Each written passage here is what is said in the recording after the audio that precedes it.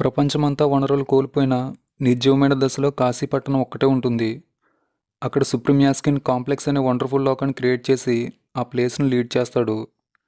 Complex కింద భూమి మీద ఉన్న ప్రజలందరూ కష్టపడుతూ బాధలతో బ్రతుకుతూ ఉండడం వల్ల భైరవ కాంప్లెక్స్లోకి వెళ్ళడానికి ప్రయత్నాలు చేస్తుంటాడు. సుప్రీం యాస్కిన్కి కల్కి రాబోతున్నాడని తెలుస్తుంది. దీంతో సుమతి కడుపులో ఉన్న కల్కిని కాపాడడానికి అశ్వత్థామ వస్తాడు. దానికి భైరవ అడ్డుపడుతూ ఉంటాడు. అసలు భైరవ ఎవరు, సుప్రీం యాస్కిన్ మోటివ్ ఏంటి, అశ్వత్థామ సుమతిని కాపాడతాడా లేదా అనేది మిగతా story. Mythological and future visual wonder ఈ movie.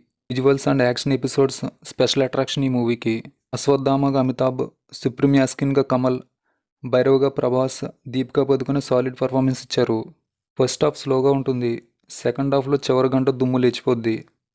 BGM, cinematography, production values top నాచ్లో ఉన్నాయి.